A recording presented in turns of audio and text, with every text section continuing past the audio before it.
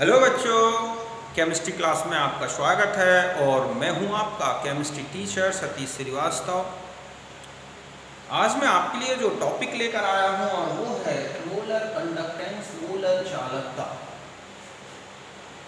तो सबसे पहले हम इसकी डेफिनेशन में आते हैं तो हम पाएंगे कि the conductance of all ions produced by 1 mole of electrolyte which is dissolved in VmL of solution। मतलब ये है कि 1 मोल इलेक्ट्रोलाइट जो कि किसमें डिसॉल्व है, VmL वॉल्यूम ऑफ सॉल्यूशन में। तो उस 1 मोल इलेक्ट्रोलाइट से जितने आयंस बनते हैं उन समस्त आयनों का कंडक्टेंस ही क्या कहलाता है, मोलर कंडक्टेंस।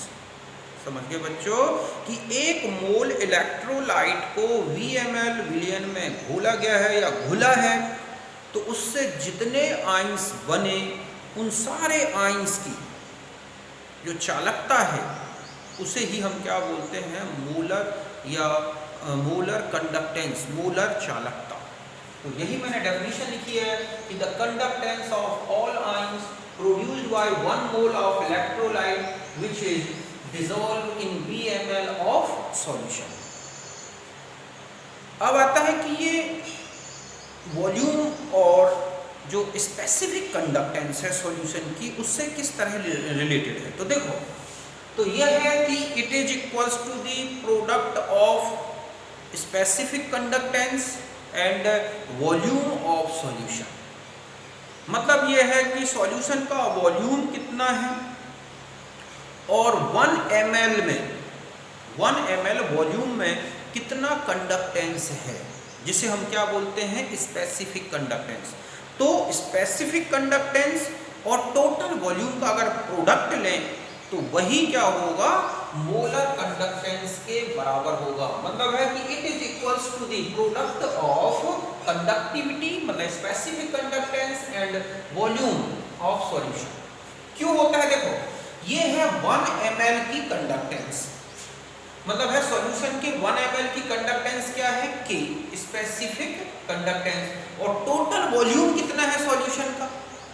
तो सीधा है कि 1 ml में कितनी कंडक्टेंस है और इनटू क्या कर दें हम, टोटल वॉल्यूम। तो हमें पूरे टोटल वॉल्यूम में कंडक्टेंस कैलकुलेट हो जाएगी, जिसे हम क्या बोलते हैं, लैम्डा m। तो लैम्डा m इक्वल टू होता है K इंटू V, जहां K है स्पेसिफिक कंडक्टेंस जो कि S सेंटीमीटर इनवर्स में है और V है वॉल्यूम ऑफ सॉल्यूशन जो किसमें है, ml में। मतलब volume of solution into specific conductance equal to lambda m।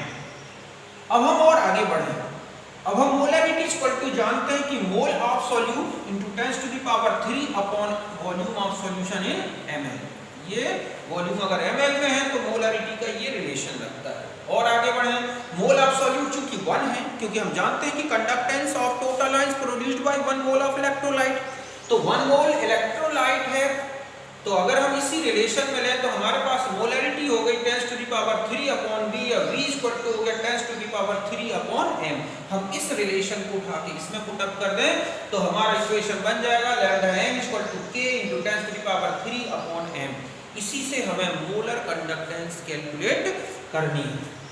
इसमें जो K आप लोगे वो होगा S सेंटीमीटर इनवर्स में और मोलैरिटी होगी मोल पर लीटर में, तब आपको लैम्डा m कैलकुलेट हो जाएगी।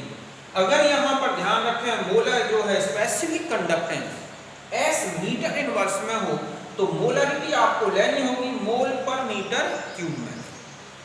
अब मोलैरिटी को मोल पर लीटर से मोल पर मीटर क्यूब में अगर चेंज करना है तो ये रिलेशन लेना है। आपको सीधा सीधा मोलैरिटी में 1000 से मल्टीप्लाई कर दोगे, जो कि मोल पर लीटर में है उसमें 1000 से मल्टीप्लाई कर दोगे तो वो बदल जाएगी मोल पर मीटर क्यूब में।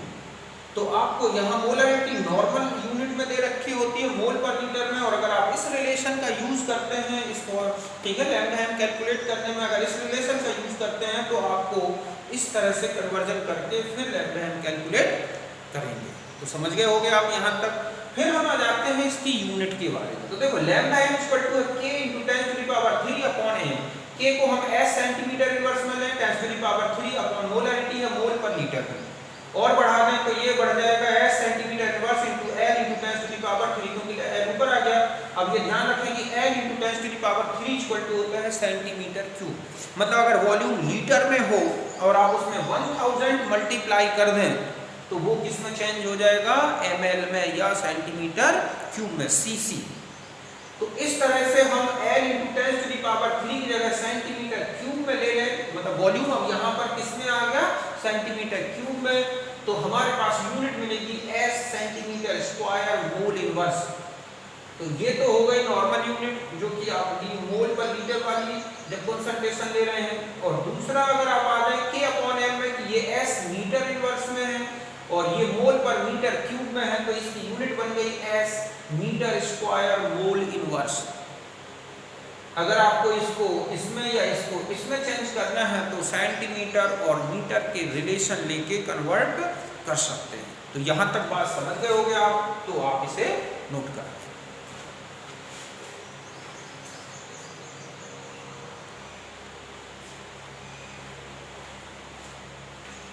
अब देखो मोलरिटी या मोलर कंडक्टेंस, ठीक है। अगर हमें मोलर कंडक्टेंस किसी इलेक्ट्रोलाइट दे रखा है और उसको कैलकुलेट करना है तो हम इस रिलेशन से कैलकुलेट कर सकते हैं। कैसे कि BXAY आयोनाइज्ड हुआ तो XB और Y प्लस ये आयन बना, ऐसे ही ये A एनाइन बना और वो कितने हो जाएंगे, Y के बराबर, और जो चार्ज आएगा वो X के बराबर होगा माइनस में, ठीक है। तो इसकी टोटल कंडक्टेंस, इसके जितने भी आयंस बने, मतलब B के कितने आयंस बने, A के कितने आयंस बने, दोनों आयनों की कंडक्टेंस के सम के बराबर होगा। इसका मतलब है कि जो कंडक्टेंस है एक एडिटिव प्रॉपर्टी है, अर्थात जितने भी आयंस होते हैं सॉल्यूशन में उन सारे आयंस की कंडक्टेंस के सम के बराबर होगी मोलर कंडक्टेंस। यहाँ पर लैम्डा By प्लस क्या है, तो ये कहलाएगी molar ionic conductance of cation, तो ये कहलाएगी molar conductance, molar ionic conductance of anion, जो क्वेश्चन में दे रखी होती है। अब हम क्वेश्चन देखेंगे आगे। तो इस तरह से किसी भी इलेक्ट्रोलाइट की कंडक्टेंस निकाल सकते हैं। जैसे मान लो Al2SO4 होल थ्राइस है, आयोनाइज्ड होगा तो क्या बनेगा, Al3+ प्लस 3SO4 -2। तो अगर मैं कहूँ लैम्डा m लिख लें तो आप लिखोगे 2Al प्लस 3 लैम्डा है और यहाँ क्या आ जाएगा SO4 -2। इस तरह से समझिए ना। तो हम इस पूरे इलेक्ट्रोलाइट की कंडक्टेंस को कैलकुलेट कर सकते हैं जब वो 100% आयोनाइज्ड हो जाए। अब हम आते हैं कि अगर आपको किसी मिक्सचर की सॉल्यूशन का मिक्सचर दिया गया हो जिसमें आयंस किसी प्रकार की कोई रिएक्शंस नहीं करते, तो टोटल मिक्सचर की कंडक्टेंस कैलकुलेट करने का है कि एक सॉल्यूशन जो दिया है उसकी मोलर कंडक्टेंस इनटू उसका वॉल्यूम प्लस दूसरा जो सॉल्यूशन है उसकी मोलर कंडक्टेंस इनटू उसका वॉल्यूम अपॉन दोनों वॉल्यूम से सम करके डिवाइड कर दें। और भी ज्यादा है तो तीसरे का भी ऐड कर लें और उसका वॉल्यूम भी ऐड कर दें। तो इस तरह से मिक्सचर की क्या निकलेगी, मोलर कंडक्टेंस, ठीक है। यहाँ पर वही लिखा है लैम्डा m1 लैम्डा m2, ये दो सॉल्यूशन की मोलर कंडक्टेंस, b1 b2 उनके क्या हैं, वॉल्यूम्स।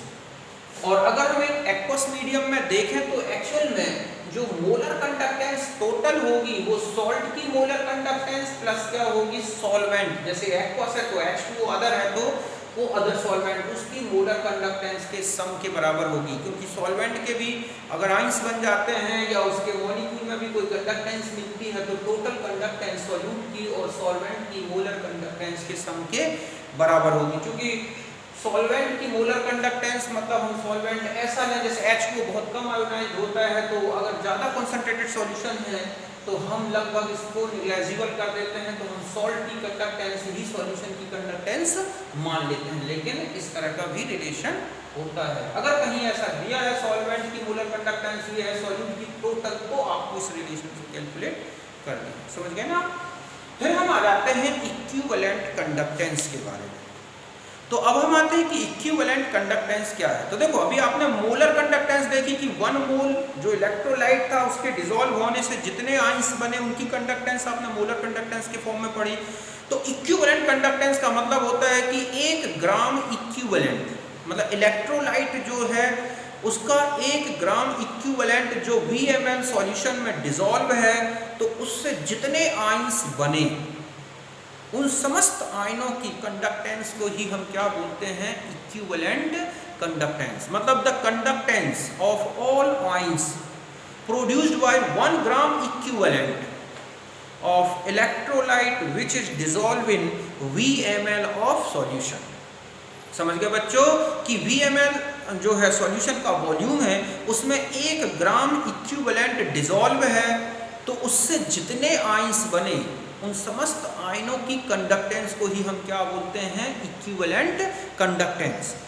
जैसे मोलर कंडक्टेंस, स्पेसिफिक कंडक्टेंस और वॉल्यूम, जिसमें 1 मोल इलेक्ट्रोलाइट डिसॉल्व था उसके प्रोडक्ट के बराबर थी, जस्ट ऐसा ही इक्विवेलेंट कंडक्टेंस सॉल्यूशन की स्पेसिफिक कंडक्टेंस और उसके वॉल्यूम के प्रोडक्ट के बराबर होगी। यहाँ पर स्पेसिफिक कंडक्टेंस जो है S सेंटीमीटर इनवर्स में है और वॉल्यूम जो है ml में है।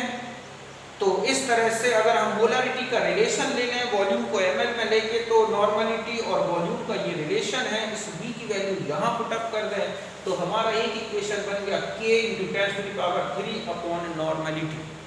यहाँ k क्या है, S सेंटीमीटर इनवर्स में, और ये है नॉर्मलिटी जो कि ग्राम इक्विवेलेंट पर लीटर में है। ये है नॉर्मलिटी और वॉल्यूम का रिलेशन जब 1 ग्राम इक्विवेलेंट डिसॉल्व हो। और आगे बढ़ जाए, अगर हम स्पेसिफिक कंडक्टेंस को S मीटर इनवर्स में लेंगे तो हमें नॉर्मलिटी लेनी होगी gram equivalent per metre cube में। और आपको मैंने बताया था कि जब इक्विवेलेंट पर लीटर हो तो 10⁻³ इक्विवेलेंट पर मीटर क्यूब, इससे आप किसमें चेंज कर सकते हैं, इक्विवेलेंट पर मीटर क्यूब में। जैसे कि मोलरिटी को चेंज किया था, बिल्कुल सेम वही है, बस इक्विवेलेंट आ गया मोल की जगह, बाकी रिलेशंस बिल्कुल वही है। तो आप इस तरह समझ गए होंगे कि ये है इक्विवेलेंट कंडक्टेंस, अर्थात 1 ग्राम इक्विवेलेंट के डिसॉल्व होने से जितने आयंस बने उन समस्त आयनों की कंडक्टेंस को ही हम क्या बोलते हैं, इक्विवेलेंट कंडक्टेंस। तो ये आप रिलेशंस लिखें।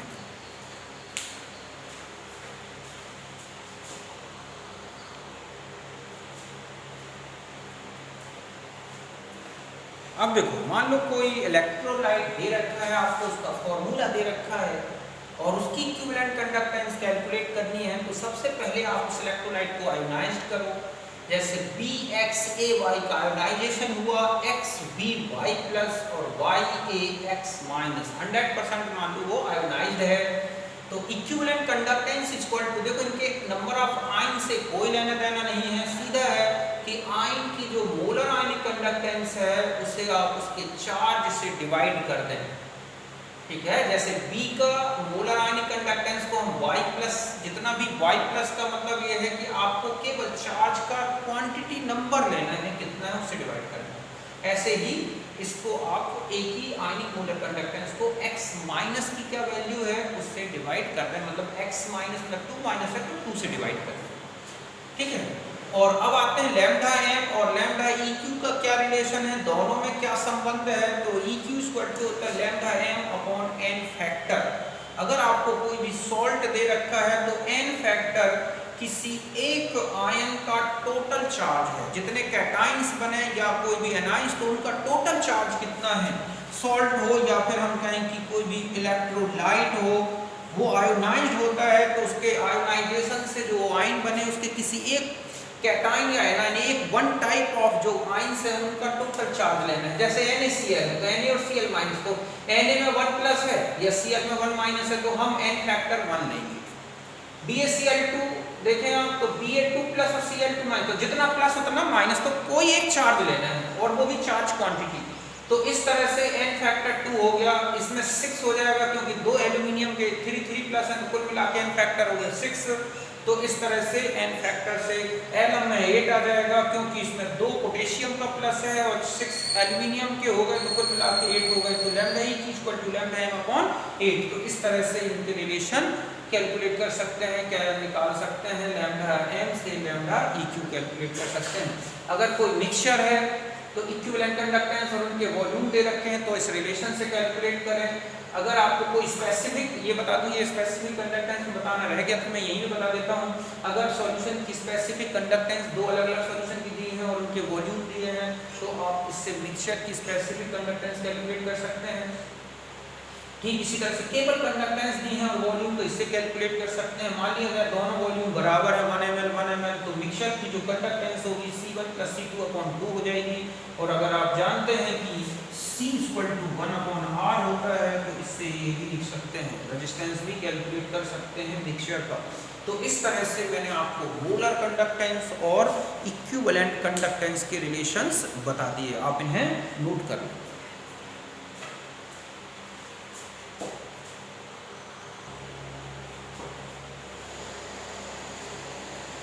अब देखो, अगर हम आए कि मोलर कंडक्टेंस हो या इक्विवेलेंट कंडक्टेंस हो या स्पेसिफिक कंडक्टेंस हो, इसका एक्सपेरिमेंटल वेरिफिकेशन या एक्सपेरिमेंटल डिटर्मिनेशन कैसे किया जाए, समझ गए ना। तो हम देखते हैं कि वो किस तरह से एक्सपेरिमेंटल डिटर्मिनेशन होता है, चाहे वो K का हो चाहे लैम्डा m का हो। तो देखो, अगर हम स्पेसिफिक कंडक्टेंस में जाए तो हम जानते हैं कि ये होती है observed conductance into cell constant, मतलब प्रेक्षित चालकता, ठीक है। और ये क्या है, सेल स्थिरांक। इसका मतलब है कि ये दो कैलकुलेट हो जाए तो K कैलकुलेट हो जाएगी, K कैलकुलेट हो जाए तो लैम्डा m कैलकुलेट हो जाएगी। तो K = हो गया, मतलब स्पेसिफिक कंडक्टेंस = हो गया 1/R, मतलब ऑब्जर्व्ड कंडक्टेंस = होता है 1/रेजिस्टेंस और इनटू x। x का कैलकुलेशन कैसे करते हैं डिटर्मिनेशन, तो इसके लिए स्पेसिफिक कंडक्टेंस आप 0.1 normal KCl into 0.1 normal KCl का रेजिस्टेंस क्या है, इसको कैलकुलेट किया जाता है। ये कांस्टेंट वैल्यू है जो कि किसी अन्य मेथड से कैलकुलेट की गई है। तो 0.1 नॉर्मल KCl की स्पेसिफिक कंडक्टेंस ये है 0.01286 सेंटीमीटर इनवर्स। 0.1 नॉर्मल KCl का जो डिटर्मिनेशन है वो व्हीटस्टोन ब्रिज से करते हैं, अभी मैं बताता हूँ कैसे करते हैं। ये दोनों कैलकुलेट करके पहले x निकाल दिया जाता है। जिस सेल से कैलकुलेट करना है हमें मोलर कंडक्टेंस, उसका सेल कांस्टेंट एक बार कैलकुलेट कर लिया जाता है। फिर उस सेल में चाहे कोई भी इलेक्ट्रोलाइट लें, उसमें x नहीं बदलेगा, एक बार डिटरमाइन करते हैं। अब कैसे करते हैं, देखो ये है कंडक्टिविटी सेल, इसमें 0.1 नॉर्मल KCl सॉल्यूशन भर दिया जाता है, समझ गए ना। और इसका कनेक्शन ये है व्हीटस्टोन ब्रिज, इससे कर दिया जाता है। ये दो वायर यहाँ के जुड़ गए, ये रेजिस्टेंस बॉक्स है जिसका रेजिस्टेंस हमें पता होता है, और ये है डिटेक्टर। यहाँ से लेके यहाँ तक की जो लेंथ है ये 1 मीटर होती है, इसे मीटर ब्रिज भी बोलते हैं। और यहाँ से यहाँ तक के बीच में इस डिटेक्टर का को इसकी जो की होती है, या हम ये कहें कि जो इसमें एक कुंजी टाइप की पॉइंट लगा होता है, इसको इस वायर में खिसकाते हैं, समझ गए ना। तो ये डिटेक्टर, इसमें जब वायर में ये चलेगा तो यहाँ रेजिस्टेंस बॉक्स में फिक्स कोई रेजिस्टेंस लगा दिया गया, यहाँ से ये वायर यहाँ जोड़ दिए गए और इस डिटेक्टर को इस वायर में चलाया जाता है, इसको बोलते हैं जॉकी। तो ये जॉकी जब ये चलती है तो एक ऐसा पॉइंट नोट किया जाता है जिसे बोलते हैं नल पॉइंट, जहाँ डिटेक्टर का राइडर जो है वो 0 पे आ जाता है, वहां पर वो पॉइंट नोट कर लिया जाता है। मान लो वो पॉइंट है D, तो ये D नोट कर लिया गया। तो एक रिलेशन है कि रेजिस्टेंस ऑफ बॉक्स R तो डायरेक्टली प्रोपोर्शनल होगा length of AD upon area of AD। Wire का एरिया तो क्रॉस सेक्शन तो पूरे वायर का एक सा रहेगा, इसलिए हम हटा सकते हैं, तो केवल किसके डायरेक्टली प्रोपोर्शनल हो जाएगा, AD लेंथ के। ऐसे ही रेजिस्टेंस ऑफ सॉल्यूशन इस तरफ से जो है वो BD जो लेंथ है उसके डायरेक्टली प्रोपोर्शनल होगा। तो अगर हम इस लेंथ को L1 मान लें और सॉल्यूशन की ये वाली जो लेंथ है BD इसको L2, तो R1 upon R2 = L1 upon L2, इससे R2 निकल आएगा। R2 का मतलब हुआ कि मान लिया जाए कि अभी आपने यहाँ पर क्या भरा था, 0.1 नॉर्मल KCl, यहाँ पर क्या भरते हैं 0.1 नॉर्मल KCl, और इस तरह से इस सॉल्यूशन का इस तरह से पूरा एक्सपेरिमेंटल करके हमने क्या निकाल लिया, उसका रेजिस्टेंस। उस रेजिस्टेंस का यूज यहाँ कर दें तो क्या निकलाएगा, इस सेल का सेल कांस्टेंट आ गया। फिर इस सॉल्यूशन को हटा दिया जाता है, KCl सॉल्यूशन का जब रेजिस्टेंस निकाल लिया आपने उसका तो वो हटा दिया। अब हमें जिस सॉल्यूशन की मोलर कंडक्टेंस या हमें कहीं स्पेसिफिक कंडक्टेंस कैलकुलेट करनी है उसको यहाँ भर दिया जाता है। और पूरी उसी मेथड से इसी मेथड से हमने क्या निकाल लिया, उसका रेजिस्टेंस। मान लो वो रेजिस्टेंस है R2, तो इस तरह से R2 ये मतलब R है, तो R कैलकुलेट कर लें, तो X तो ये पहले ही निकाल लिया, R आपने एक बार कैलकुलेट किया, और इस तरह से क्या निकला ही, स्पेसिफिक कंडक्टेंस ऑफ NaCl या जो भी इलेक्ट्रोलाइट आपको दिया, मान लो मैंने NaCl दिया था, उसका आपने रेजिस्टेंस निकाल लिया, सेल कांस्टेंट पहले से कैलकुलेट कर लिया था, फिर आपने उसका ये निकाल लिया क्या कि अर्थात स्पेसिफिक कंडक्टेंस, फिर मोलर कंडक्टेंस, तो आपने कितनी मोलारिटी का सॉल्यूशन दिया है उससे इस तरह से डिवाइड कर दें 1000 मल्टीप्लाई करके, तो आपको लैम्डा m कैलकुलेट हो जाएगी। और इस तरह से तो लैम्डा m हो या लैम्डा eq हो, अगर स्पेसिफिक कंडक्टेंस कैलकुलेट हो गई तो हम lambda m lambda eq calculate कर सकते हैं। तो ये था एक्सपेरिमेंटल मेथड, तो आप इसे नोट कर लें, एक बार अच्छी तरह से समझें, मैं समझता हूँ आपको दिक्कत नहीं आएगी। ठीक है, तो अब हम मिलते हैं नेक्स्ट वीडियो में। Okay bye, thank you.